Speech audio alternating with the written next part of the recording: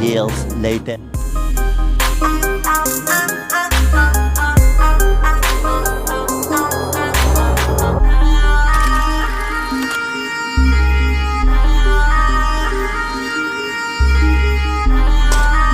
Like, subscribe and press the bell icon for new updates.